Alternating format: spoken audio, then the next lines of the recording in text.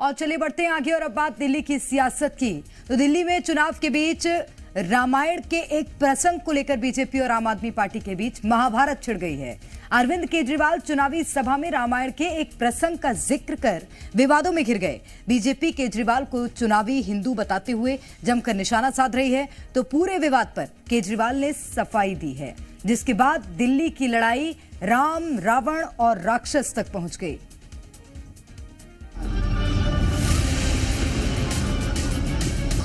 एक दिन रामचंद्र जी खाने का इंतजाम करने जंगल में गए। दिल्ली की लड़ाई राम और रावण पर आई। इतने में रावण आया सोने का हिरण बनके। केजरीवाल के रामायण प्रसंग पर महाभारत। इनको अभी तक सोने का इतना मोह हो गया कि शीश महल में सोने के कमोड बनवा दिए, सोने का वॉश बेसिन बनवा दिया, लेकिन ये सोने के मुंह से नहीं निकल रहे। मुंह में राम राम, बगल में छुरी लिए दंगा की फैक्ट्री चलाने वाले सरगना। भाजपा की आदत है झूठे आरोप लगाना और भाग जाना। दिल्ली के दंगल में अब रामायण पर सियासी महाभारत छिड़ चुकी है। अरविंद केजरीवाल ने रामायण पर ज्ञान क्या दिया, बीजेपी को बैठे बिठाए एक मुद्दा मिल गया और बीजेपी नेता केजरीवाल पर बजरंग बाण छोड़ने में लगे हैं। पहले अरविंद केजरीवाल का वो बयान सुनिए जिसे लेकर दिल्ली की सियासत गर्मा गई है। तो एक दिन रामचंद्र जी खाने का इंतजाम करने जंगल में गए।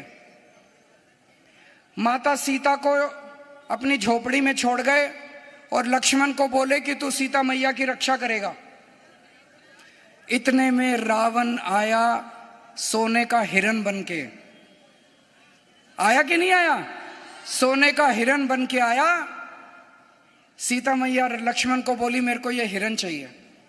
लक्ष्मण बोला ना मैया, भगवान राम कह के गए हैं कि मेरे को आपकी रक्षा करनी है।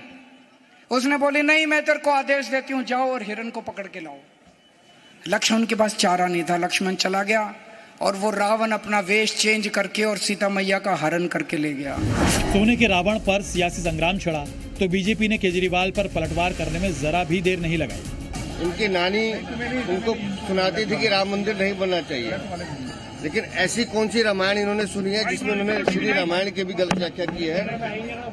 ये हमारे सनातन का अपमान है, हमारी आस्थाओं का अपमान है।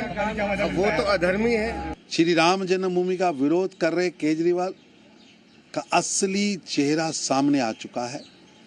मुंह में राम राम, बगल में छुरी लिए दंगा की फैक्ट्री चलाने वाले सरगना खड़े हैं। बीजेपी के काउंटर अटैक में आम आदमी पार्टी के नेता मनीष सिसोदिया सामने आए और सोशल मीडिया के जरिए बीजेपी पर वार किया। मनीष सिसोदिया ने लिखा कि केजरीवाल ने एक जनसभा में रावण से जुड़ी एक टिप्पणी की और पूरी बीजेपी तुरंत रावण के बचाव में कूद पड़ी, जैसे वो खुद रावण के वंशज हो। इनकी राजनीति इतनी नीचे गिर चुकी है कि अब रावण जैसे प्रतीक का सहारा लेकर अपनी झूठी बयानबाजियों को सही ठहराने में जुटी है।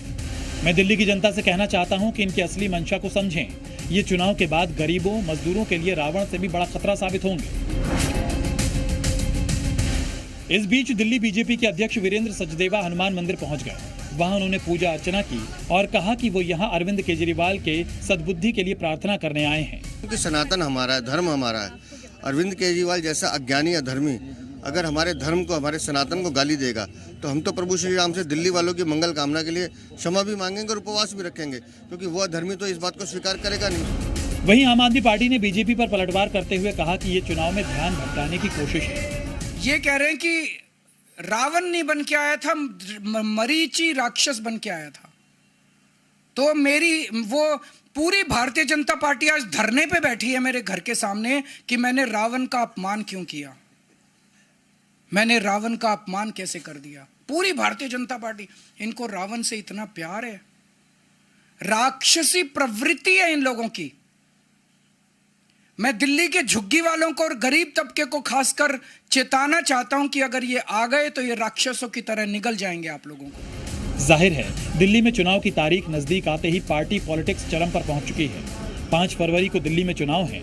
इस बीच वोटर्स को अपने अपने पाले में लाने के लिए हर पार्टी जुटी है, लेकिन सियासी दंगल के बीच रामायण प्रसंग की एंट्री से बीजेपी को बूस्टर डोज जरूर मिल गया है। दिल्ली से रविंद्र कुमार के साथ ब्यूरो रिपोर्ट, जी मीडिया।